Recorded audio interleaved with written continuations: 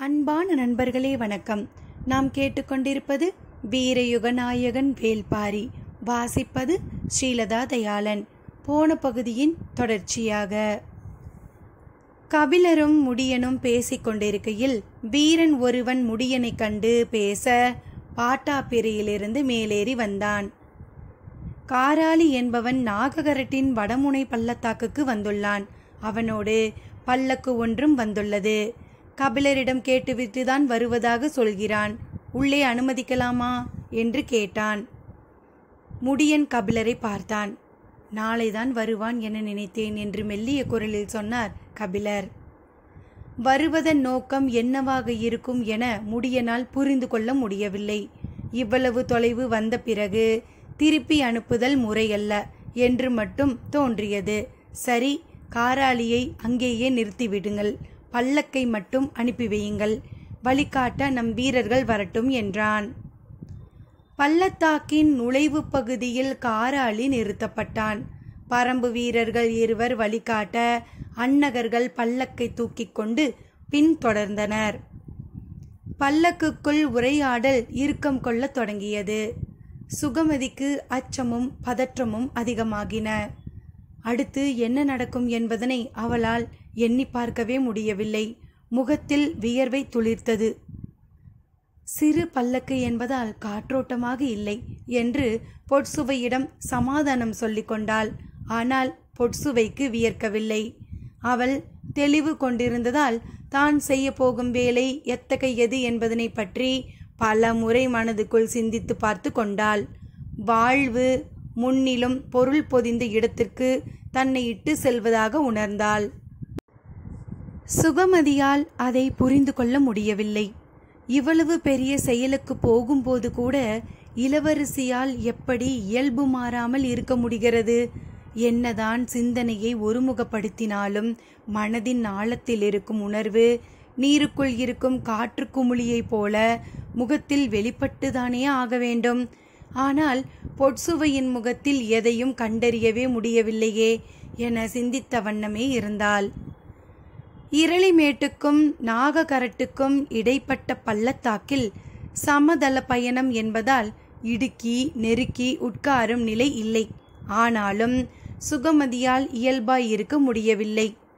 என்ன செய்வது என தெரியாமல் பொற்சுவையின் முகத்தை பார்ப்பதும் பிறகு பார்வையை தவிர்த்து குனிந்து கால்விரல்களை பார்ப்பதும் சிறு விளக்கின் அசைவை பார்ப்பதுமாக வந்தாள்.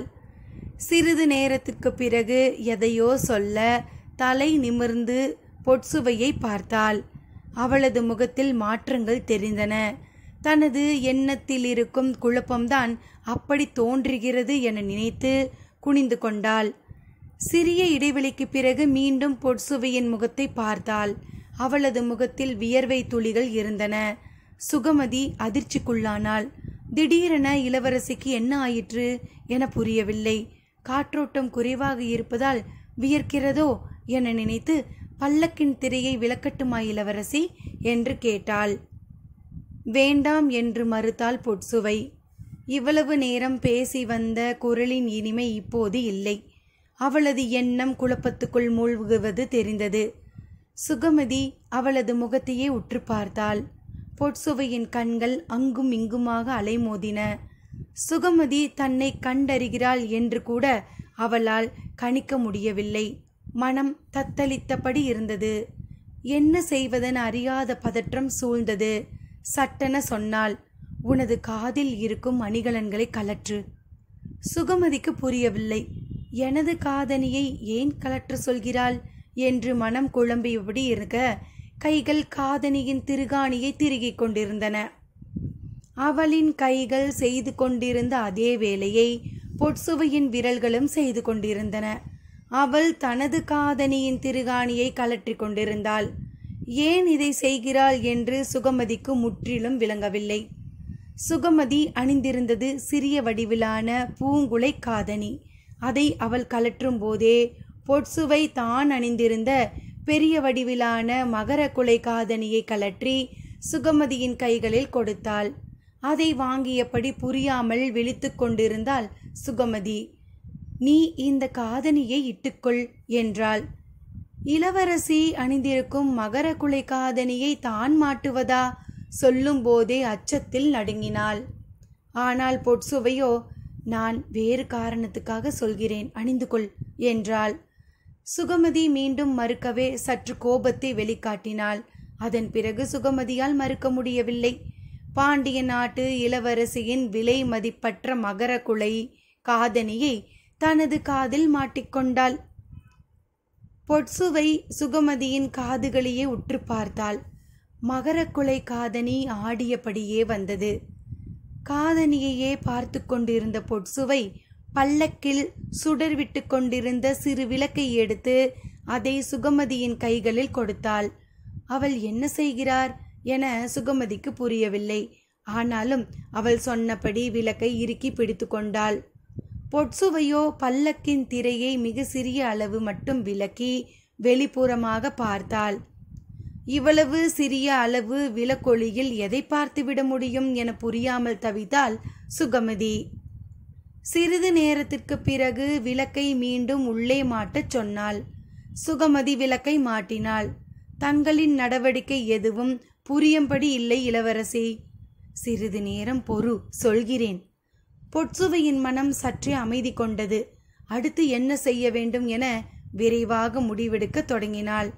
இதை சுகமதிக்கு தெரியப்படுத்துவது அவசியம் என தோன்றியது. இதுவரை பேசியதை விட மெல்லிய குரலில் சொன்னாள். நான் சொல்வதை கேட்டு அச்சப்படாதே. நமது பல்லக்கை தூக்கி வருகிறவர்கள் அன்னகர்கள் அல்ல. ஒரு கணம் நடுங்கி மீண்டாள் சுகமதி. என்ன சொல்கிறீர்கள் இளவரசி? ஆம், நினைவு தெரிந்த நாள் முதல் பல்லக்கில் பயணிப்பவள் நான். பல்லக்கு பயணத்தின் அத்தனை விதத்தையும் என்னால் எளிதில் கண்டறிய முடியும். கண்ணிமைக்காமல் பார்த்தாள் சுகமதி. அன்னகர்கள் பல்லக்கை தூக்குவதற்கும் மற்றவர்கள் பல்லக்கை தூக்குவதற்கும் எவ்வளவோ வேறுபாடுகள் உண்டு. அன்னகர்கள் பல்லக்கை தூக்கி செல்வது நீரில் மிதக்கும் பூவை போன்றது. அதுவே மற்றவர்கள் தூக்கி செல்வது கூடையில் தூக்கி செல்லும் பூவை போன்றது. வீசும் காற்றுக்கும் தூக்கி செல்பவரின் தோல் குலுங்கலுக்கும் பூ ஆடிக்கொண்டேதான் இருக்கும். இவர்கள் அன்னகர்கள் இல்லையா இளவரசி? ஆம், எனக்கு முதலிலேயே சிறிய ஐயம் வந்தது. ஆனால் மேடு பள்ளத்தில் பல்லக்கை தூக்கி வந்ததாலும் சிறு பல்லக்கில் இருவர் மிக நெருக்கமாக உட்கார்ந்திருந்ததாலும் கண்டறியாமல் விட்டுவிட்டேன். இப்போது சமதளத்தில் செல்லும்போது எனது மகர குலை காதணிகள் காது மடல்களிலிருந்து அசைந்து அசைந்து கழுத்தை போய் தட்டிக்கொண்டே இருந்தன. இவ்வளவு கனமான காதணிகள் இப்படி அசையும்படி அன்னகர்கள் ஒருபோதும் பல்லக்கை தூக்கிச் செல்ல மாட்டார்கள். அதனால்தான் உனது காதில் மாட்டி அவை அசையும் விதத்தை பார்த்தேன். திரையை விலக்கி கீழே பார்த்தது என்று கேட்டு முடிக்கும் முன் பொற்சுவை சொன்னாள். ஐயத்தை உறுதிப்படுத்திக் கொள்ள வேண்டுமல்லவா? அதனால்தான் விளக்கின் ஒளியில் தூக்கி செல்பவர்களின் கால்களை பார்த்தேன். சுகமதியின் கண்கள் நடுங்கியபடியே அவளது முகத்தை பார்த்தன. பொற்சுவை சொன்னாள். அன்னகர்களின் கால்களில் முடி இருக்காது. ஆனால் இந்த கால்களை நீ பார்த்திருக்கிறாயா என்றாள். பதறினாள் சுகமதி. அப்படியென்றால் நம்மை தூக்கி செல்வது யார் இளவரசி? சற்று அமைதிக்கு பிறகு சொன்னாள். நம் அன்னகர்களை நமக்கு தெரியாமலேயே மாற்ற வேறு யாரால் முடியும்? நம் பேரரசராகத்தான் இருப்பார். ஏன்? பாரியை கொல்ல நம் மூலம் செய்யப்பட்டிருக்கும் ஏற்பாடாக இஃது இருக்கலாம். சொல்லும் போதே பொற்சுவைக்கு வியர்த்து அடங்கியது. கொலையை தடுக்க வருவதாக நினைத்து கொலையாளிகளை அழைத்து வந்துள்ளேன். சுகமதிக்கு மயக்கம் வருவது போல் இருந்தது. பொற்சுவையின் கண்களை கூட அவளால் பார்க்க முடியவில்லை. நீர் பெருகியது. பல்லக்கு சட்டென நின்றது. பரம்பு வீரர்கள் பல்லக்கை இங்கு இறக்குங்கள் என்று சொல்வது கேட்டது. பதறிய சுகமதி பொற்சுவையின் கைகளை இறுக பற்றினாள். நான் உங்களை இறங்க விட மாட்டேன் சொல்லிக் கொண்டிருக்கும் போதே கண்ணீர் பெருகியது. அவளின் பிடியிலிருந்து கைகளை விலக்கி அவளின் தலையை தொட்டபடி பொற்சுவை சொன்னாள். பதற்றப்படாதே. நாம் எண்ணிய இடத்துக்கு தான் வந்துள்ளோம். இனி பின்வாங்க முடியாது. நமது அறிவு நமக்கு கை கொடுக்கும். நம்பிக்கையுடன் எதிர்கொள்வோம்.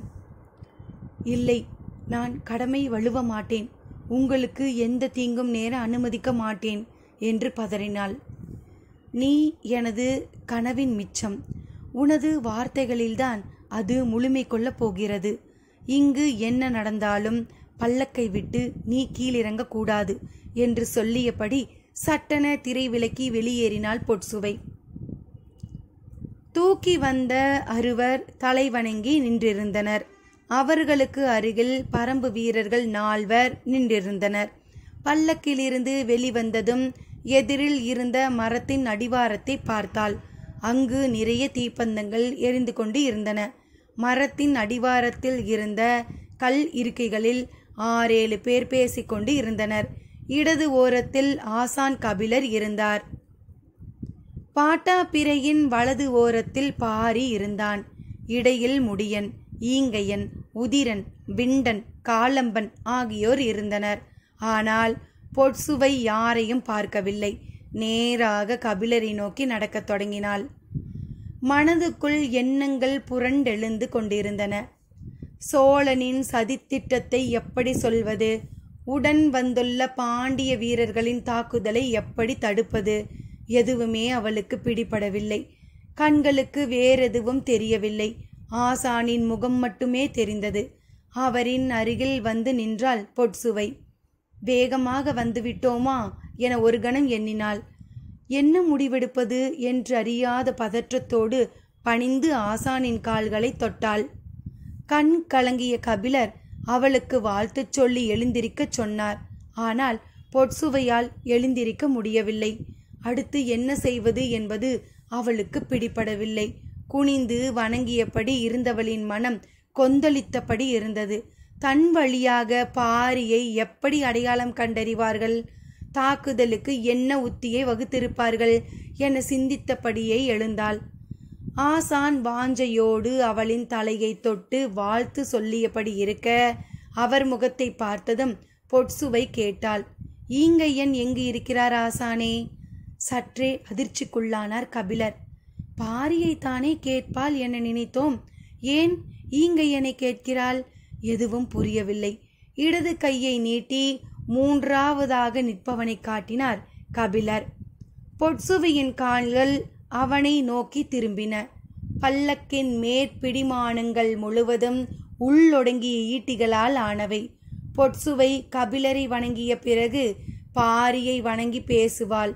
அந்த கணத்தில் அவனை தாக்கி அழிக்க வேண்டும் என்னும் ஆணையோடுதான் நன்கு பயிற்சி பெற்ற வீரர்களை குலசேகர பாண்டியன் அனுப்பியிருந்தார்.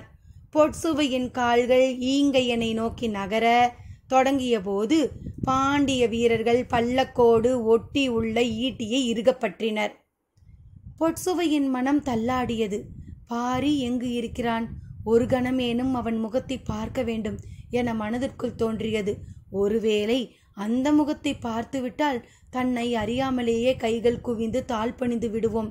வேண்டாம் என மனதின் அடங்காத தவிப்போடு 3ஆம் நிலையில் இருந்த ஈங்கையனின் முன்னால் வந்து நின்றாள். உடன் நிற்கும் யாருக்கும் எதுவும் புரியவில்லை. ஈங்கையனை பார்த்தபடி கைகளை குவித்து கால் தொட்டு வணங்க மண்டியிட்டாள் பொட்சுவை. ஈங்கையன் பதற்றத்தோடு அவளை தடுக்க முற்பட்ட போது பாண்டிய வீரர்களின் ஈட்டிகள் மின்னலென பாய்ந்தன. அருகில் நிற்பவர்கள் என்னவென்று அறியும் முன் அடுத்தடுத்து இறங்கின ஈட்டிகள்.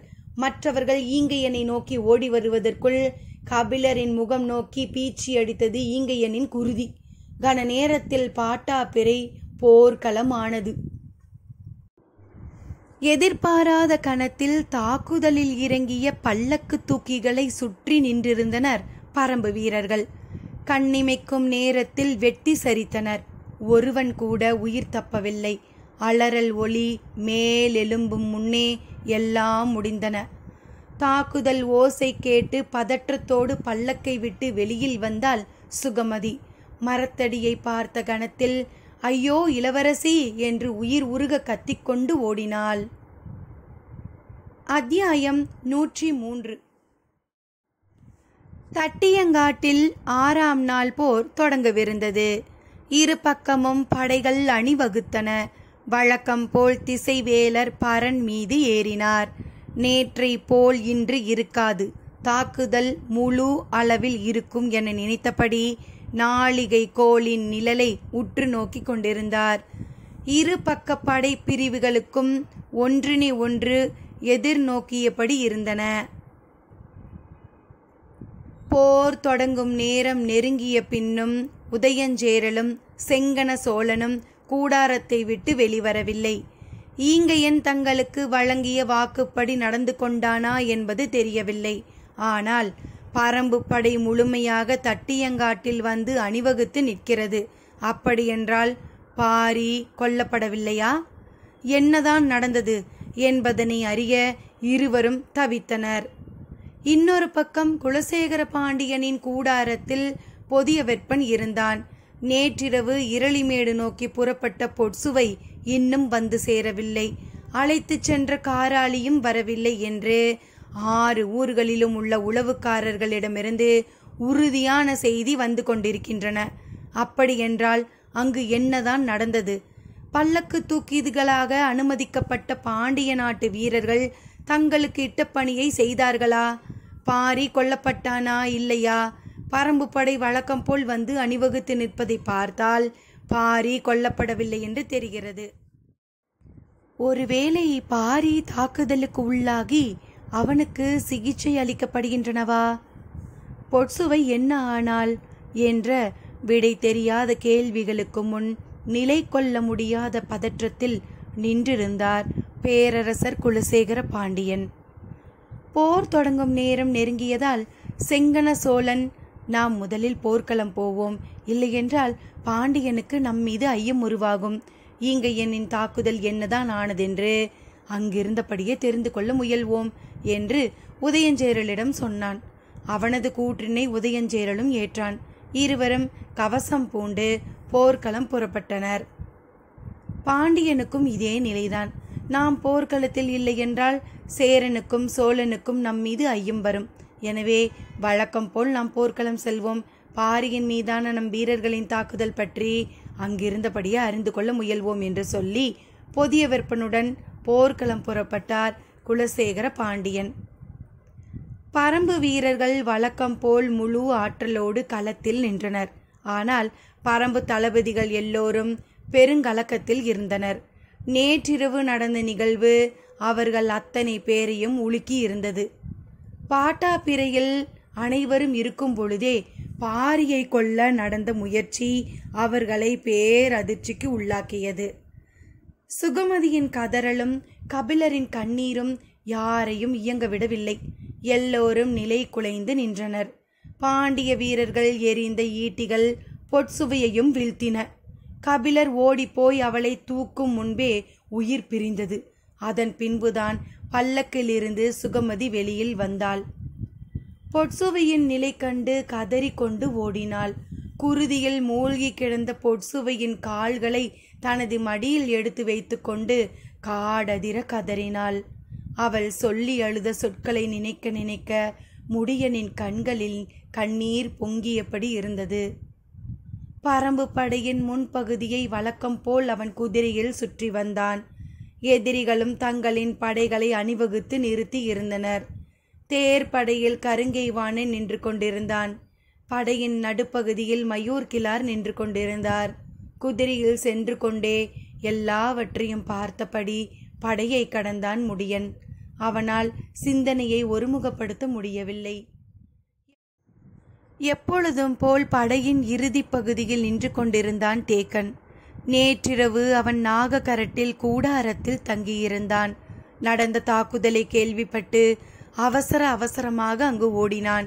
பாட்டாப்பிரைக்கு தேக்கன் வந்து நின்றதும் அவன் கால்களை பற்றி கதறினார் கபிலர். பெரும் புலவரின் கண்ணீர் பட்ட கணத்தில் தேக்கனின் உடலே நடுங்கியது. குருதி பொங்கும் பொற்சுவையின் உடலை மடியில் கிடத்தியிருந்த கபிலர் எதிரில் சாய்ந்து கிடந்த ஈங்கையனையும் பார்த்து கதறி கதறி அழுதார். எல்லா கொலைகளுக்கும் தானே காரணமாகிவிட்டதாக நினைத்தார். அத்தாக்குதலை யாராலும் விளங்கிக் கொள்ள முடியவில்லை. ஈங்கையன் மீதான இரக்கமும் தங்களின் கண்முன்னால் ஒரு பெண் கொலை செய்யப்பட்டு விட்டாள் என்ற பதற்றமும் அனைவரையும் நிலை குலைய செய்தன. நள்ளிரவுக்கு பின் சுகமதி பேசத் தொடங்கினாள். பொட்சுவையின் உடலில் கசிந்து கொண்டிருக்கும் குருதி பாரியின் உயிர்காக்க சிந்தப்பட்டது என்பதனை அறிந்த பொழுது பரம்பே உறைந்து போனது. திசைவேலர் தன் கைகளை உயர்த்தியவுடன் போர் முரசங்கள் முழங்கின. தட்டியங்காட்டு போரின் 6ஆம் நாள் தொடங்கியது. படைகளின் தாக்குதல் தொடக்கத்திலிருந்தே வீறு கொண்டு இருப்பது போல் அவருக்கு தெரிந்தது. பரம்பு படை வழக்கம் போல் அணிவகுத்து இருந்தது. ராவதன் இரவு முழுவதும் குளவன்திட்டின் அடிவாரத்தில் தனது படையை பயிற்றுவித்தான். அவனுடன் சேர்ந்து மூஞ்சலை தாக்கி நீலனை மீட்பதற்கான திட்டத்தின் தளபதிகளான கரிணியும் பிடரிமானும் இடமும் வலமுமாக வந்து நின்றனர். குளவன்திட்டிலிருந்து நேராக தட்டியங்காட்டுக்கு வந்து சேர்ந்தான். பொழுது சரியாக இருந்தது. நேற்றிரவு நடந்தது எதுவும் ராவதனுக்கு தெரியாது. வழக்கம் போல் பீரிடும் ஆற்றலோடு களம் வந்து நின்றான் ராவதன். போரின் முதல் நாளிகையிலேயே ஆயுதங்களின் சீற்றம் அதிகமிருந்தது. குறிப்பாக வேந்தர் படையின் தாக்குதல் மிக வலிமையோடு இருந்தது. பரம்பின் விற்படை எதை நோக்கி திரும்பி நகர்வது என்பதனை இன்னும் முடிவு செய்யாமல் இருந்தது. எப்பொழுதும் உதிரன் போர் தொடங்கிய கணத்திலேயே அதனை முடிவு செய்வான். ஆனால் இன்று அவன் முடிவேதுமின்றி களத்தில் நின்றான். நேற்றிரவு பாட்டாப்பிரையில் தாக்குதல் நடந்த பொழுது அவனது கையருகேதான் ஈங்கையன் இருந்தான். அவன் மீது ஈட்டிகள் பாய்ந்த பொழுது துடித்து போனான் உதிரன். தாக்குதல் நடத்திய பாண்டியனின் பல்லக்கு தூக்கிகளை கன நேரத்தில் பரம்பு வீரர்கள் வெட்டி வீசினர். ஆனாலும் ஈங்கையனை இழந்ததால் வந்த ஆவேசம் கட்டுக்கடங்காமல் இருந்தது. சுகமதி பேசத் தொடங்கிய பிறகு நிலைமை தலைகீழாக மாறியது. வேட்டுவன் பாறைக்கு அருகில் சிகிச்சை எடுத்து வந்த ஈங்கையனையும் அவன் தோழர்களையும் நம்பிக்கைக்கு உரியவர்கள் என்று தெரிவித்தது நீலனும் உதிரனும் தான்.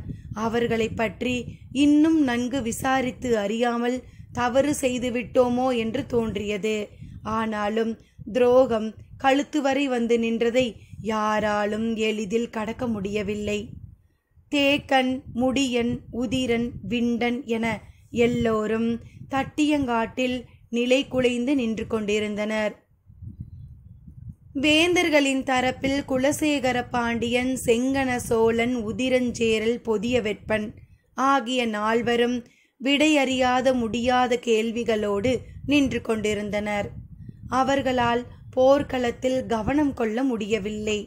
தாம் பெரிதும் நம்பிய திட்டத்தால் ஏற்பட்ட பயனென்ன என்பதனை எவ்வகையிலும் உறுதிப்படுத்த முடியாமல் தவித்து கொண்டிருந்தனர். ஆனால் அவர்கள் தளபதிகளான உருமன்கொடி, துடும்பன், வெறுகாலன், மாகனகன், கருங்கைவாணன், மயூர் கிளார் ஆகிய யாவருக்கும் எந்தவித குழப்பமும் பதற்றமும் இல்லை. நேற்றிரவு நடந்த எதுவும் அவர்களுக்கு தெரியாது. எனவே அவர்கள் போர்க்களத்திற்குரிய செயல் திட்டங்களோடு நின்றனர். தாக்குதலின் தன்மையை வழக்கம் போல் குளவன்திட்டிலிருந்து பார்த்து கொண்டிருந்தான் பாரி. நேற்றிரவு கண்களுக்கு முன் பீரிட்ட குருதியெல்லாம் தன் பொருட்டே பீரிட்டது. கபிலரின் மடி மீது சாய்ந்து கிடந்த பொட்சுவையை நெடுநேரம் பார்த்து கொண்டே இருந்தான். இன்னொரு புறம் ஈங்கையனின் உடல் கிடந்தது. சுகமதி சொல்ல கேட்ட பின் அவனது உடலை யாரும் மடிமீது தூக்கி வைத்து கொள்ளவில்லை. கொல்லப்பட்ட இருவருக்குமான கலங்கிய உள்ளம் சிறிது நேரத்திலேயே ஒருவருக்கு எதிராக மாறியது. பெருகிய குருதி துரோகத்தால் காய்ந்தும் தியாகத்தால் ஒளிர்ந்தும் வெளிப்பட்டது. ஈங்கையன் தன் குலம் காக்கத்தானே இக்கொடிய செயலுக்கு ஒத்துக்கொண்டுள்ளான். தலைமுறை தலைமுறையாக போராடியும் சோழ பேரரசை வீழ்த்த முடியவில்லை. இந்நிலையில் தன் குலம் காக்க அவன் செய்த கடைசி முயற்சியாக இது இருந்துள்ளது. ஏதோ ஒரு வகையில் அவனது குருதியிலும் தியாகத்தின் சிற்றொளி அடங்கி இருந்தது. மீதமிருக்கும் கரும்பாக்குடி வீரர்கள் அனைவரும் இரவோடு இரவாக பரம்பு வீரர்களால் சூழப்பட்டனர். ஒரு சிலருக்கு மட்டுமே இத்திட்டம் தெரிந்திருந்தது. மற்றவர்களுக்கு தெரியவில்லை. இவர்களை என்ன செய்வது? கைது செய்து சிறையில் இடுவது என்ற பழக்கமே பரம்பில் இல்லை. தலைவன் செய்த தவற்றுக்காக மற்றவர்களை தண்டித்தல் தகுமா? இப்படியே அனுப்பினால் எதிரிகளோடு சேர்ந்து நமக்கு எதிராக போரிடவும் வாய்ப்புள்ளது என்று பரம்பு தளபதிகள் தங்களது அறத்திற்கும் ஈங்கையனின் துரோகத்திற்கும் இடையில் முடிவெடுக்க முடியாமல் அல்லாடினர். பாரி குளவன் திட்டு நோக்கி புறப்படும் பொழுது ஈங்கையனின் இறுதி சடங்கினை செய்ய அவர்களை அனுமதியுங்கள் என்று தேக்கனிடம் சொல்லிவிட்டு போனான். அவனது சொல்லில் இருந்தே இச்செயலின் பால் அவன் கொண்டுள்ள கருத்தை தேக்கனால் புரிந்து கொள்ள முடிந்தது. போர் முடியும் வரை ஆயுதங்களை தொடக்கூடாது. மீறி ஆயுதங்களை கை கொண்டால் அதற்குரிய விளைவிற்கு ஆளாவீர்கள் என்று கூறி அவர்கள் இருக்க வேண்டிய இடத்தையும் தெரிவித்தான். அவர்கள் அனைவரையும் காரமலையின் பின்புறம் அழைத்துச் செல்ல பரம்பு வீரர்கள் ஆயத்தமாயினர். தேக்கன் தட்டியங்காட்டுக்கு வந்து சேர்ந்த சிறிது நேரத்திலேயே போர் தொடங்கியது. வழக்கம் போல் இருபக்க அணிகளும் போரிட்டு கொண்டிருந்தன. அவனுடைய எண்ணங்கள் முழுக்க நேற்றிரவு நடந்த நிகழ்வு பற்றியே இருந்தது. கபிலர் பொட்சுவை வருவதற்கு அனுமதி கொடுக்கவில்லை என்றால் என்ன நடந்திருக்கும்? குகை காவலின் பொழுது ஈங்கையனால் பாரியை ஒன்றும் செய்துவிட முடியாது. அது கொடிவரிசை கொண்ட குகை. பாரி எங்கு துயில் கொள்கிறான் என்பதனையே கண்டறிய முடியாது. காவல் எல்லையை தாண்டி உள்ளே நுழைந்திருந்தால் வெளிவருவதற்கான வழியையே கண்டறிய முடியாது. ஒன்றினுள் ஒன்றாக பின்னல் தொடர்புகளை கொண்ட அக்குகைக்குள் நுழைபவன் எளிதில் சிக்கிக்கொள்வான். ஈங்கையனின் நோக்கம் அனைவராலும் அறியப்பட்டிருக்கும். கோட்டைகளிலும் அரண்மனையிலும் நடக்கும் சதியைப் போல எந்த ஒரு தாக்குதலையும் பரம்பில் எளிதில் நடத்திவிட முடியாது. ஆனால் யாராக இருந்தாலும் ஏமாறும் ஓர் இடமுண்டு. அதுதான் பரம்பு வீரர்கள் பல்லக்கின் தன்மையை அறியாமல் பாட்டாப்பிரை வரைக்கும் அதை அனுமதித்தது. அந்த வகையான பல்லக்கினை இதற்கு முன்னால் பார்த்தறியாததாலும் இரவு நேரமாக இருந்ததாலும் அதன் மேற்புறத்தில் மறைத்து வைக்கப்பட்டிருந்த ஈட்டிகளை கவனிக்காமல் விட்டனர். சில நாட்களாக ஈங்கையனின் தாக்குதல் சொல்லிக் கொள்ளும்படி இல்லை.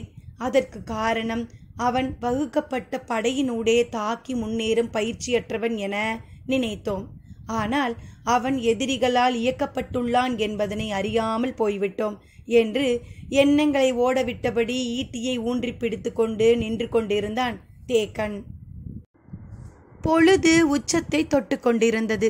பரம்பின் வீரர்கள் வழக்கம் போல் தாக்குதலை நடத்தி கொண்டிருந்தனர். தனித்த உத்திகள் வகுக்கப்படாத நிலையில் நின்று தாக்கும் முறையை அவர்கள் கடைபிடித்து கொண்டிருந்தனர். வாட்படை தளபதியாக இருக்கும் தேக்கன் பின்வரிசையில் இருப்பதால் இளம் வீரன் நறுவன் படையை வழிநடத்தினான். முடியனின் சிந்தனையில் வெறுமை மேவி இருந்தது. பரம்பின் உள் நிலத்துக்குள் தனது கைக்கெட்டும் தொலைவில் எதிரியின் ஈட்டிகள் பாய்ந்திருக்கின்றன என்றால் நாம் இன்னும் எச்சரிக்கையோடு இருந்திருக்க வேண்டும். தான் தவறவிட்ட இடம் என்ன என்று சிந்தித்தபடி இருந்தான். வேந்தர் படையின் தாக்குதலில் ஏதோ வேறுபாடு இருப்பதை அவ்வப்பொழுது பார்க்க முடிந்தது. ஆனால் பெரிதாக எதுவும் தோன்றவில்லை. பகற்பொழுதின் 20வது நாளிகை நெருங்கிக் கொண்டிருக்கும் பொழுது வேந்தர் படையின் தாக்குதலில் வேகம் கூடியது. அத்தாக்குதலை எதிர்கொள்ள பரம்பு வீரர்களுக்கு சற்றே நேரம் தேவைப்பட்டது. வெறும் தடுப்பரன் தாக்குதல் மட்டுமே போதாதது. உத்தியை மாற்ற வேண்டும் என்பதனை உதிரந்தான் முதலில் உணர்ந்தான். கூவல் குடியினர் மூலம் செய்தி முடியனுக்கு சொல்லப்பட்டது. அவன் அதை உணர்ந்து அடுத்து என்ன நடக்கும் என்ற சிந்தனையில் இருந்தான். ஆனால் எதிரியின் தாக்குதல் திட்டம் என்னவாக இருக்கும் என்பதனை கணிக்க முடியவில்லை. வேந்தர் படையின் தாக்குதல் பல மடங்கு வீரியம் அடைந்தது. அப்பொழுதுதான் முடியன் ஒன்றை கவனித்தான். காலையிலிருந்து கருங்கை வாணன் தேர்ப்படையிலேயே நின்றிருந்தான். ஏன் வேறு பக்கம் போகாமல் அங்கேயே இருக்கிறான் என்று சிந்தித்த பொழுதுதான் மயூர்கிழாரின் நினைவு வந்தது. தலைமை தளபதியிடம் மற்ற தளபதிகளுக்கு செய்தியை சேர்க்க 3 போர் பணியாளர்கள் இருப்பர். தனித்த ஆடை அமைப்பு கொண்ட அவர்கள் மூவரும் இன்று மயூர்கிழாரின் அருகில் நின்றனர். முடியன் காலையில் பார்த்த காட்சியை இப்பொழுது மீண்டும் நினைவுபடுத்தி பார்த்தான். சற்றே அதிர்ச்சியாக இருந்தது. இன்றைய போரின் தலைமை தளபதியாக மயூர்கிலாரா களத்தில் நிற்கிறான். எண்ணி பார்த்தபடியே அதனை உறுதி செய்தான். அப்படியென்றால் தாக்குதலின் உத்தி வழக்கமானதாக இருக்காது. நமது தாக்குதலை உடனடியாக வேகப்படுத்த வேண்டுமென முடிவு செய்தான். கூவல் குடியினர் மூலம் அனைத்து தளபதிகளுக்கும் செய்தி அறிவிக்கப்பட்டது. நிலைமையை உணர்ந்தவுடன் உதிரன் தனது விற்படையை வேந்தர் படையின் நடுப்பகுதியை நோக்கி முன்னகர உத்தரவிட்டான். தொலை இலக்க அம்புகள் சீற்றம் கொள்ளத் தொடங்கின. தாக்குதலின் வேகம் இரு பக்கமும் மிக வலிமையோடு இருந்தது.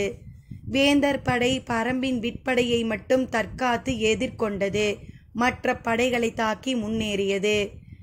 பரம்பு படைகள் வேந்தர் படையை முழுமையாக எதிர்கொண்டன. முடியனின் உத்தரவு ராவதனை அடையும் பொழுது சரியாக 20 நாழிகை முடிந்திருந்தது. நேற்றுக்கு முந்தைய இரவில் பேசப்பட்டபடி கடைசி 10 நாழிகைக்கான போர் உத்தி தொடங்கிவிட்டது என கருதிய ராவதன் தனது குதிரை படையின் தாக்குதலை எண்ணி பார்க்க முடியாத வேகத்தோடு முன்னெடுத்தான். நேற்றிரவு நடந்ததேதும் ராவதனுக்கு தெரியாது. அதே நேரம் அதற்கு முந்தைய நாளிரவு பேசப்பட்ட தாக்குதல் உத்தியை நிறைவேற்றும் நிலையில் முடியன் இல்லை.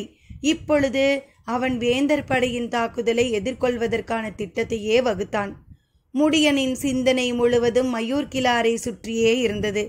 அவன் கருங்கை வாணனை போல பெருவீரன் அல்ல. ஆனால் பரம்பை பற்றியும் பரம்பின் தாக்குதல் முறையை பற்றியும் ஓரளவு தெரிந்தவன். எனவே அவனை மிகுந்த எச்சரிக்கையோடு கையாள வேண்டும் என எண்ணினான்.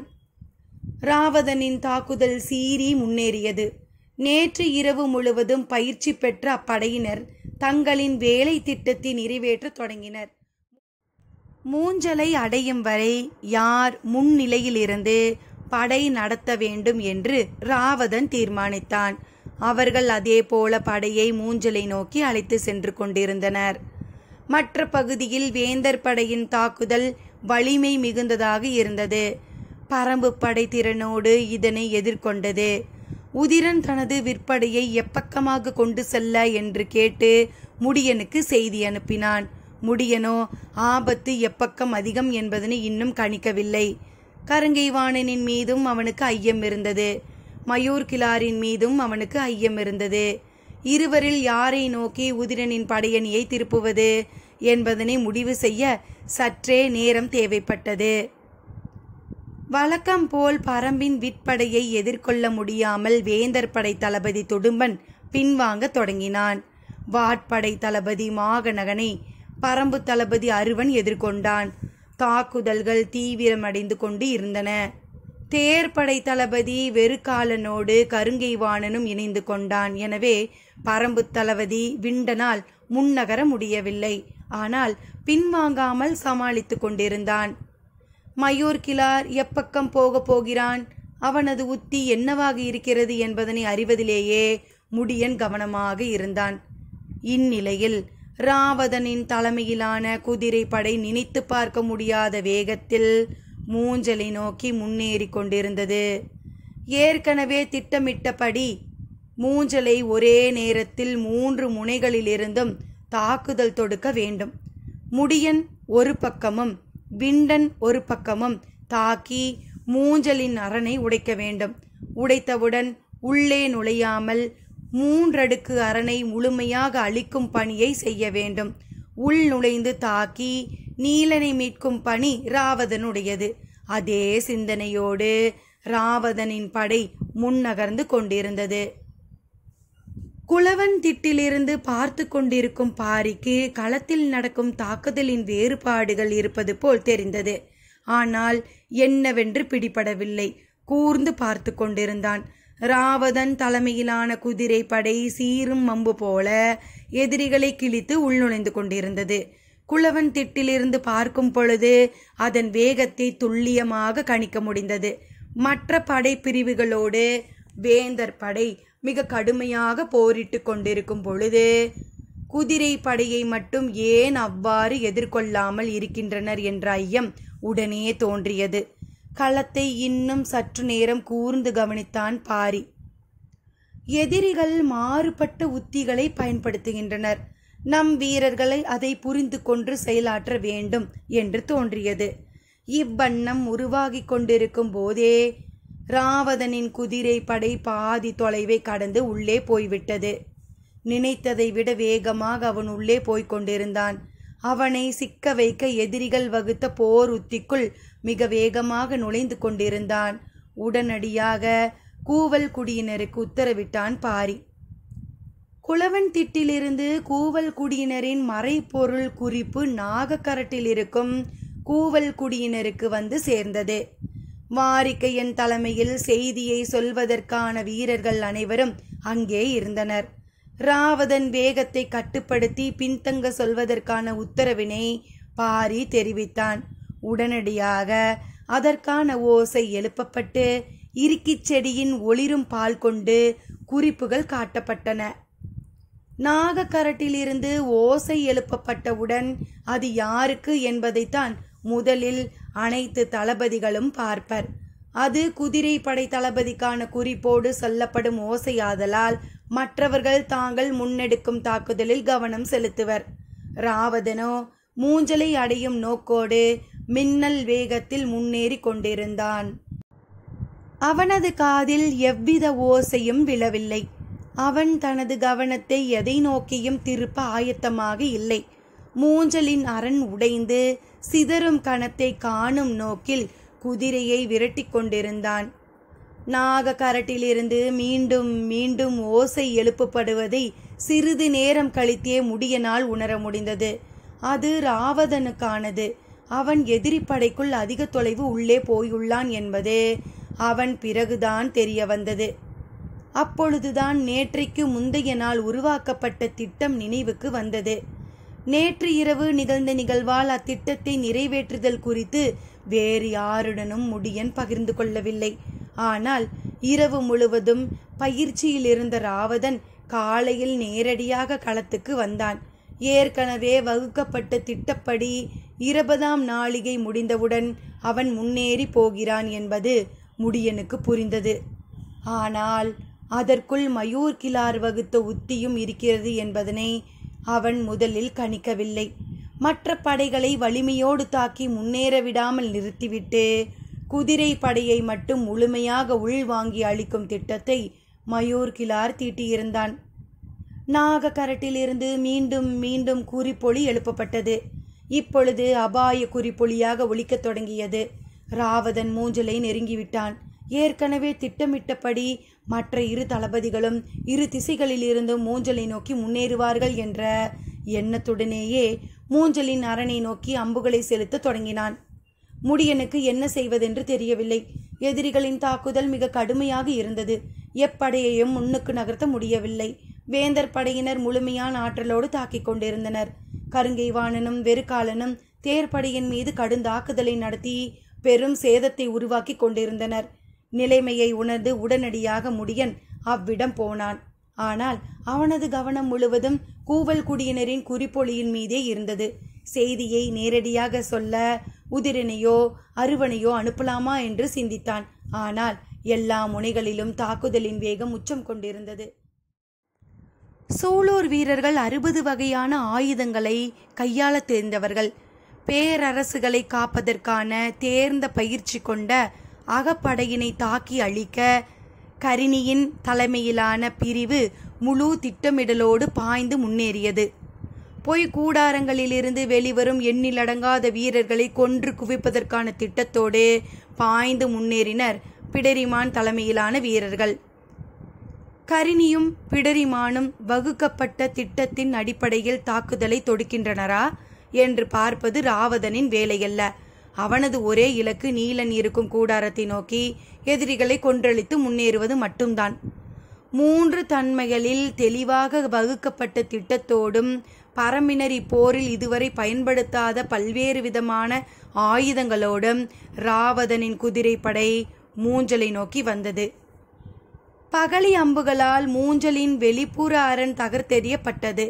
சங்கிலி தொடர் போல் அடுத்தடுத்து வந்து இடைவெளியை நிரப்பும் அவர்களின் 3 அடுக்கு ஏற்பாடுகளை எல்லாம் இடியென தாக்கி நிலைகுலைய செய்தனர். யாராலும் உடைக்கவோ உள்நுழையவோ முடியாது என்று சொல்லப்பட்ட மூஞ்சலின் வெளிப்புற அரணை குதிரையின் வேகத்தை குறைக்காமலேயே உடைத்து உள் நுழைந்தனர் சூலூர் வீரர்கள். ஒற்றை நுனியில் உடைத்து உள் நுழைந்தவர்கள் விசிறியைப் போல கன நேரத்தில் அரைவட்டமாக விரிந்தனர். வெளியில் இருக்கும் மொத்த குதிரை படையும் உள்ளே வந்து வட்டத்திற்குள் சேர்ந்த பின் அது வட்ட வடிவ படையமைப்பாக தன்னை மாற்றிக்கொண்டது. வட்டம் எல்லா திசைகளிலும் ஒரே நேரத்தில் விரிய தொடங்கியது. கணக்கில்லாத அம்புகளும் ஈட்டிகளும் வெடித்து வெளிவர வட்டம் தன்னை பெரிதுபடுத்தியபடியே இருந்தது. நாகக்கரட்டிலிருந்து மீண்டும் மீண்டும் கூவலொளி எழுப்பப்பட்டு இருக்கிச் செடியின் ஒளிரும் குறிப்புகள் காட்டப்பட்டு கொண்டே இருந்தன. களத்தில் நின்ற பரம்பு தளபதிகள் அனைவரும் குறிப்பொளியை கவனித்தனர். இடைவிடாத குறிப்பொளி அனைவருக்கும் பதற்றத்தை உருவாக்க தொடங்கியது. நாகக்கரட்டின் மேலிருந்து வாரிக்கையன் காட்சியை தெளிவாக பார்த்தான். மூஞ்சலை உடைத்து ராவதன் உள் நுழைந்து கொண்டிருந்தான். அன்று முடியன் கவலையோடு சொன்னது நினைவுக்கு வந்தது. ராவதன் தாக்குதல் போரில் நிகரற்றவனாக இருக்கிறான். ஆனால் களத்தின் முழுமையையும் கவனித்து முன்னேறுவதில் குறைபாடு உடையவனாக இருக்கிறான். அது ஆபத்தை உருவாக்கிவிடும் என்றான். காட்சியை பார்த்து கொண்டிருப்பதை தவிர வேறெதையும் வாரிக்கையனால் செய்ய முடியவில்லை. குளவன் திட்டிலிருந்தும் ஒரே ஒலி குறிப்பு மீண்டும் மீண்டும் வருகிறது. என்ன செய்வதென்று புரியாமல் நின்றான் வாரிக்கையன். உதிரன், விண்டன், அருவன், முடியன் என யாரும் தங்களின் இடம் விட்டு நகர முடியாத நிலைக்கு உள்ளானார்கள். வேந்தர் படை முழு வலிமையோடு இறங்கி வந்து மறித்து போரிட்டு கொண்டிருந்தது. மூஞ்சல் இருப்பதோ தட்டியங்காட்டின் வடமூலையில். மொத்த படையையும் பிளந்து கொண்டு அந்த கடைசி பகுதிக்கு போய் ராவதனுக்கு உதவுவது எப்படி என யாருக்கும் புரியவில்லை. கருங்கைவாணன் வேந்தர் படையின் தேர்ப்படை தளபதி வேறுகாலனோடு இணைந்து வலிமை மிகுந்த தாக்குதலை தொடுத்து கொண்டிருந்தான். பரம்பு தளபதி விண்டனால் மட்டும் அதை எதிர்கொள்ள முடியாது என்பதால் அவனுடன் முடியன் இணைந்து நின்றான். அப்படி இருந்தும் தாக்குதலின் வேகம் இணையற்றதாக இருந்தது. போர் சூழலில் என்ன முடிவெடுப்பதென்றே தெரியாத ஒரு கணத்தை முதன் முறையாக முடியன் சிந்தித்தான். உணர்ச்சியின் படபடப்பு அவனை ஆக்கிரமிக்க தொடங்கியது. சட்டென ஒரு முடிவுக்கு வந்தான். ராவதன் தன் மகன் என்ற உணர்வில் எந்த ஒரு முடிவையும் எடுத்துவிடக்கூடாது. நடைபெற்று கொண்டிருப்பது பெரும் போர். இதில் கணிப்புகளுக்கும் உத்திகளுக்கும் பிழைப்படும் வாய்ப்புகள் உண்டு. அப்பிழையை உணரும் பொழுது சரி செய்யும் முயற்சிக்காக பேரிழப்புகளை கண்டுவிடக்கூடாது. எண்ணங்கள் மனதுக்குள் உறுதியாகி கொண்டிருக்கும் பொழுது தேக்கன் அவ்விடம் வந்து சேர்ந்தான். அதே நேரத்தில் எதிரில் நின்று போரிட்டு கொண்டிருந்த கருங்கைவாணனை நோக்கி விரைந்து வந்தார் மயூர்கிழார். இரண்டு பக்கமும் தலைமை தளபதிகள் பதற்றத்தோடு இருந்தனர். முடியனை பார்த்து தேக்கன் சொன்னான். நாகக்கரட்டிலிருந்து மீண்டும் மீண்டும் குறிப்பொலி கொண்டே செய்திகள் சொல்லப்பட்டு கொண்டு இருக்கிறது. ராவதனின் படை தனித்து போய் மாட்டிக்கொள்ளக்கூடாது. நீ உடனடியாக இவ்விடம் நீங்கு, அவனோடு போய் சேர் என்றான். திடீரென மயூர்கிழார் வந்து நிற்பதை பார்த்து கருங்கைவாணன் திகைத்து போனான். என்னவென்று கேட்பதற்குள் அவரே சொன்னார். எதிரிகளின் குதிரை படையை பின்புறமாக உள்ளிழுத்து சூழ்ந்து தாக்கி அழிப்பதற்கான உத்தியைத்தான் நாம் வகுத்தோம். ஆனால் அவர்களோ நாம் சற்றும் எதிர்பார்க்காத வகையில் மூஞ்சலையே உடைத்து கொண்டு உள்ளே போய்விட்டார்கள். மிரட்சியுற்றான் கருங்கைவாணன். மூஞ்சலின் காப்பரனை உடைத்து விட்டார்களா? ஆமாம், அதனால்தான் நான் விரைந்து இங்கு வந்தேன். நீங்கள் உடனடியாக இவ்விடம் விட்டு மூஞ்சலை நோக்கி போக வேண்டும். பதற்றத்தோடு தேக்கன் சொன்னான். நீ இவ்விடம் விட்டு விலகிச் செல். எது செய்தாவது ராவதனுக்கு தீங்கு நேராமல் தடு. தேக்கனின் சொல் கேட்டு கடுஞ்சினத்தோடு பதிலுரைத்தான் முடியன். கருங்கைவாணனும் வெறுகாலனும் இணைந்து நின்று தாக்கிக் கொண்டிருக்கின்றனர். நான் இவ்விடம் விட்டு அகன்றால் நமது தேர்ப்படையை பெருஞ்சேதத்துக்கு உள்ளாக்கி விடுவார்கள். அது மட்டுமல்ல, இங்கிருந்து எதிரிகளின் மொத்த படையையும் கிழித்து கொண்டு போய் நான் மூஞ்சலை அடைவது இயலாத செயல். எம்முயற்சியாவது செய், இவ்விடம் விட்டு போ என்றான் தேக்கன். எதிரி உன்னையும் என்னையும் குறிப்பார்த்துதான் தேர்ப்படையில் வந்து வலிமை கொண்ட தாக்குதலை நடத்துகிறான். நான் இவ்விடம் விட்டு போனால் உன்னையோ விண்டனையோ இழப்பேன். அதே நேரம் மூஞ்சலையும் சென்றடைய மாட்டேன் என்று அம்பினை நானில் தொடுத்தபடியே கத்தினான் முடியன். மயூர்கிழாரின் சொல் கேட்டு பெருங்கோபத்துடன் கத்தினான் கருங்கைவாணன். நான் இவ்விடம் விட்டு இப்பொழுது அகன்றால் நமது தேர்ப்படையை முற்றிலும் இழக்க நேரிடும். எதிரி படையின் தலைமை தளபதி முடியனின் தாக்குதலை ஒரு பொழுது கூட வெறுகாலனால் எதிர்கொள்ள முடியாது. குதிரை படையும் யானை படையையும் இழந்து நிற்கும் நாம் தேர் படையையும் இழக்க நேரிடும். எனவே நான் இவ்விடம் விட்டு அகழ்வது அறிவீனம். அப்படியென்றால் ராவதனை காப்பாற்ற முடியாதா என கத்தினான் தேக்கன். அப்படியென்றால் மூஞ்சலை காப்பாற்ற முடியாதா என கத்தினார் மயூர்கிழார். இரு தளபதிகளும் உறுதியாக நின்றனர். அத்தியாயம் 104. 6ஆம் நாள் போரின் கடைசி 4 பொழுதுகள் மீதம் இருந்தன. தட்டியங்காட்டில் இதுவரை இல்லாத வகையில் இரு தரப்பும் பதற்றத்தில் நிலை குலைந்து கொண்டிருந்தன. மயூர்கிழாரால் கருங்கைவாணனை மூஞ்சலை நோக்கி அனுப்ப முடியவில்லை. தேக்கனால் முடியனை ராவதனை நோக்கி அனுப்ப முடியவில்லை. யார் எங்கு நிலை கொண்டு தாக்குவது என்பதனை பற்றி ஒவ்வொருவருக்கும் ஒவ்வொரு கருத்து இருந்தது. திசைவேலர் பரண்மேல் திணறியபடி நின்று கொண்டிருந்தார். போர்க்களத்தில் நடுப்பகுதியில் தாக்குதல் வீரியம் கொண்டிருந்தது. அதே நேரம் தட்டியங்காட்டின் இடது விளிம்புக்குள் அப்பால் மூஞ்சல் பகுதியில் வலிமை மிகுந்த தாக்குதல் நடக்கிறது. நேரமாக ஆக போரின் விதிகள் எல்லா இடங்களிலும் மீறப்படுவதற்கான வாய்ப்புகள் அதிகம் இருக்கின்றன. இரு தரப்பிலும் கடும் தாக்குதல் நடக்கிறது. நான் நடுவில் இருக்கும் பரனில் நிற்பதா அல்லது இடது பக்கம் கடைசி பரனில் நின்று மூஞ்சலை கவனிப்பதா என முடிவெடுக்க முடியாத குழப்பத்தில் நின்றார் திசைவேலர். குளவன் திட்டில் நின்று கொண்டிருக்கும் பாரி போர்க்களத்தின் தன்மையை உற்று பார்த்தபடி இருந்தான். எங்கும் குழப்பம் சூழ்ந்திருப்பதை தெளிவாக அறிய முடிந்தது.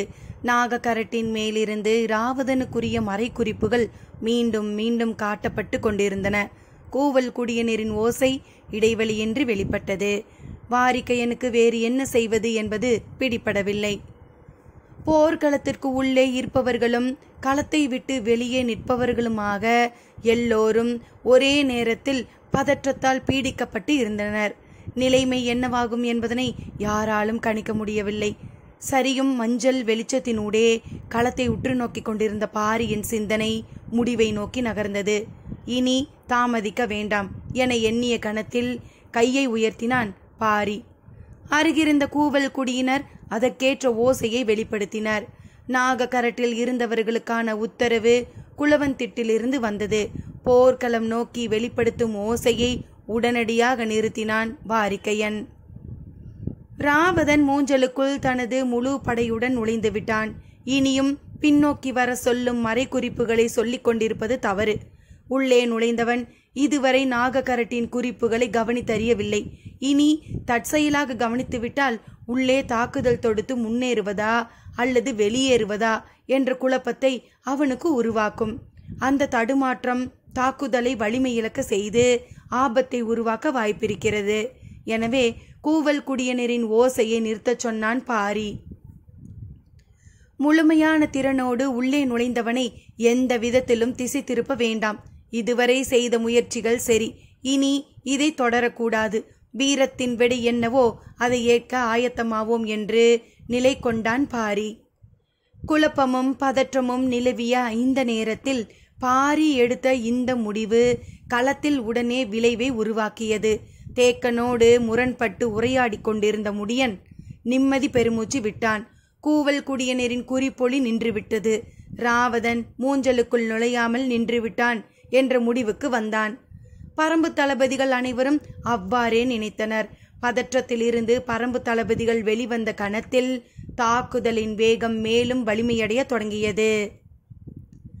எதிர்பக்கம் நின்றிருந்த கருங்கைவாணனுக்கும் மயூர்கிழாருக்கும் இந்த ஓசை நிறுத்தப்பட்டதன் காரணம் புரியவில்லை. அவர்களின் குழப்பம் அதிகரித்தது. பரம்பின் தரப்பில் தாக்குதலின் வேகம் அதிகரிக்க மயூர்கிழாரின் குழப்பம் மேலும் அதிகமாகியது. முடியனோடு அவ்வளவு நேரம் உரத்த குரலில் பேசிக்கொண்டிருந்த தேக்கன் தனது பேச்சை நிறுத்தி கொண்டான். முடியனின் தாக்குதல் தீவிரமாகியது. அவன் கருங்கைவாணனை நோக்கி சீற்றத்துடன் முன்னேறினான். தேக்கன் தாக்குதல் களத்தை விட்டு தனது இடத்துக்கு பின்னோக்கி நகர்ந்தான். அவனால் நிலைமையை உணர முடிந்தது. ராவதனின் படை மூஞ்சலுக்குள் முற்றிலும் நுழைந்திருக்கும். இனியும் பின்வாங்க சொல்லும் குறிப்பொலிகள் வேண்டாம் என பாரி முடிவெடுத்திருப்பான் என கருதினான். நேற்றைக்கு முந்தைய நாள் இரவு மூஞ்சலை பற்றி ராவதன் விளக்கியவையெல்லாம் அவனின் நினைவுகளுக்குள் மேலெழுந்து கொண்டிருந்தன. மூஞ்சலை பற்றி அவனுக்கு இருந்த தெளிவும் சூலூர் வீரர்களின் தாக்குதல் திறனும் நம்பிக்கை அளிப்பதாக இருக்கும். அதே நேரம் மூவேந்தர்களின் அகப்படையையும் கவசப்படையையும் எளிதாக கருதிவிடக் கூடாது. அது மட்டுமன்று, ஏற்கனவே முடிவு செய்ததை போல முடியனும் விண்டனும் அங்கு போகவில்லை. இந்நிலையில் தான் என்ன செய்ய வேண்டும் என்பதனை பற்றிய திட்டம் ராவதனுக்கு இருக்குமா? மூஞ்சலுக்குள் நுழைந்த பிறகு நீலனை மீட்கும் சிந்தனை மட்டுமே தீவிரம் கொள்ளும்.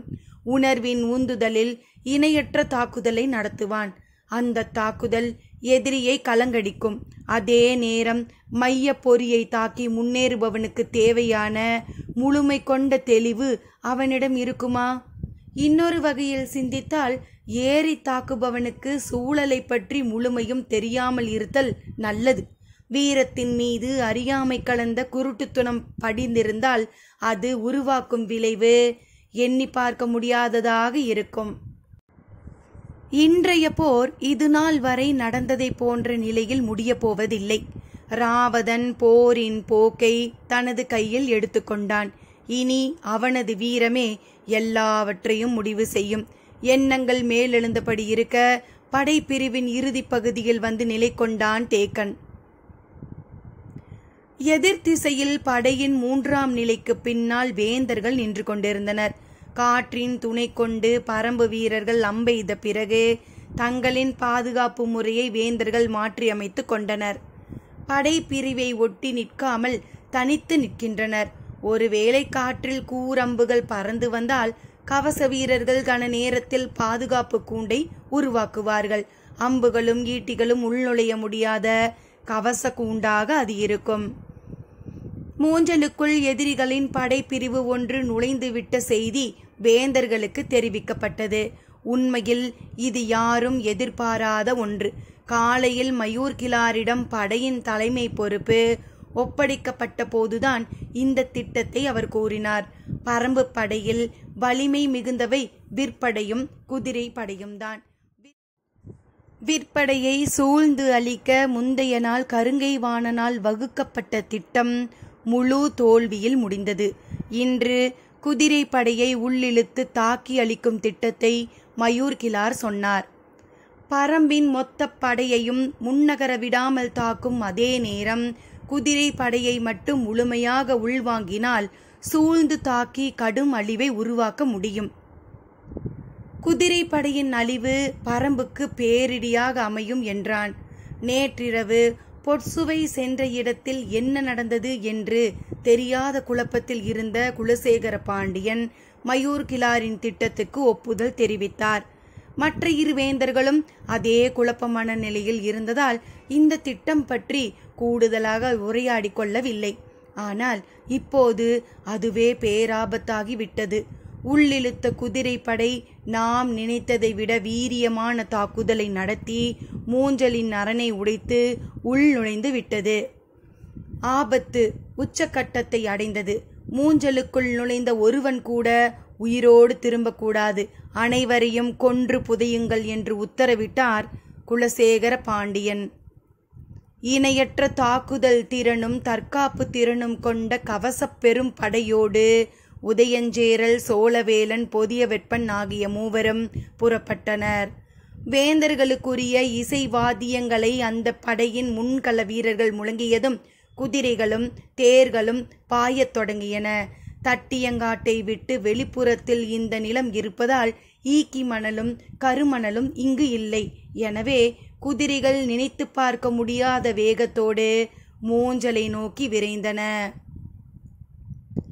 குளவன் திட்டின் மேல் நிற்கும் பாரி 3 நாள்களுக்கு பிறகு இடது புறமாக திரும்பி குகையில் இருக்கும் விளக்கை பார்த்தான். அருகில் நின்றிருந்த இகுலிக்கிழவனுக்கு பார்வையின் பொருள் புரிந்தது. ஆனால் விளக்கின் சுடர் அசைவற்று எரிந்தது. கண்கள் மூஞ்சலை நோக்கி பாய்ந்து செல்லும் வேந்தர்களின் கவசப்படையையே பார்த்து கொண்டிருந்தன. ராவதனின் தலைமையிலான சூலூர் படை மூஞ்சலுக்குள் முழு வட்ட அமைப்பை உருவாக்கி முன்னகர்ந்து கொண்டிருந்தது. வட்ட வடிவ பெரும் பாறை ஒன்று மெல்ல உருளுவதைப் போல அதன் தன்மை இருந்தது. மூஞ்சலின் அகப்படைக்கு முன்னகர்ந்து வரும் சூலூர் படையை எப்படி நிறுத்துவதென்று தெரியவில்லை. ஏனென்றால் எந்த ஒரு வீரனும் இதில் தனித்து இல்லை. உருளும் பாறையை கண்டு விளங்கும் உயிரினங்கள் போல அகப்படையினர் விலக வேண்டி இருந்தது. சூலூர் படையினரின் மெய்யுறை சட்டை ஆயுதங்களால் துளைக்க முடியாதது. அதே நேரம் மிக குறைந்த எடை உடையது. வேந்தர்களின் அகப்படை பெரும் எடை கொண்ட இரும்பாலான கவச உடையை கொண்டது. எனவே வீரர்களால் வேகம் கொண்டு பாய முடியாது. பரம்பு படையின் ஒவ்வொரு வீரனும் எண்ணற்ற ஆயுதங்களை தன் தோளிலும் இடுப்பிலும் தொங்கவிட்டு உள்ளான். உள்ளே நுழைந்த படை இதுவரை தாக்குதலை தீவிரப்படுத்தவில்லை. முதலில் தன்னை நிலைநிறுத்தி கொண்டது. பிறகு எந்த திசை நோக்கி நகர வேண்டுமென முடிவு செய்தது. சூலூர் வீரன் ஒருவன் கொண்டு வந்த மூங்கில் ஒன்றை வட்டத்தின் நடுவில் நேராக நிமிர்த்தினான். இன்னொரு வீரன் கண்ணிமைக்கும் வேகத்தில் அதன் மேல் ஏறினான். மூஞ்சல் முழுவதும் இருக்கும் கூடாரங்களின் மேற்கூம்பை பார்க்கும் உயரத்திற்கு ஏறினான். சூலூர் வீரர்களை முன்னின்று தாக்கிக் கொண்டிருந்த அகப்படையினர் திடீரென ஒருவன் எதிரிகளின் வட்டப்படையின் நடுவில் மூங்கிலை நட்டு கிடுகிடுவென மேலேறி கொண்டிருப்பதை பார்த்தான். முதலில் அவர்களுக்கு அது பிடிபடவில்லை. பிறகு அகப்படை தளபதி மேலேறுபவனை நோக்கி தாக்குதல் தொடுக்க உத்தரவிட்டான். முன்னிலை வீரர்கள் வில்லெடுத்து அம்பெய்தனர். அம்புகள் பாயும் முன்பு மூங்கிலின் மேலேறியவன் ஏறிய வேகத்தில் மூஞ்சல் முழுமையையும் கண்களை சுற்றி பார்த்துவிட்டு அங்கிருந்து கீழே குதித்தான். அம்புகள் காற்றில் பறந்து கொண்டிருந்த போது அவன் தரையிலே நிலை கொண்டான். அவன் சொல்லப்போகும் திசைக்காகத்தான் ராவதன் காத்திருந்தான். கபிலர் நீலனுக்கு வழங்கிய போர்வை எண்ணற்ற மருத்துவ வேர்களால் பின்னப்பட்டது. அதில் காற்றில் தீயும் வேறொன்று இருக்கிறது. அதிலிருந்து சிறிது சிறிதாக கசியும் புகையால் கூடாரத்தின் மேற்பகுதியில் கருநீலம் படர்ந்திருக்கும். மூங்கிலின் மேலேறியவன் அந்த கூடாரத்தை பார்த்தவுடன் மேலிருந்து கீழே குதித்தான். குதித்தவன் குறிப்பை சொன்ன கணத்தில் முன் வகுக்கப்பட்ட திட்டத்தின் அடிப்படையில் தாக்குதலை தொடங்கினான் ராவதன். ராவதன் படையினர் நீலனை மூஞ்சலை விட்டு வெளியே கொண்டு வந்து விடுவார்களா? வேந்தர்கள் என்ன செய்ய போகிறார்கள்? பார்ப்போம் சிறிது இடைவெளியில். நன்றி நண்பர்களே.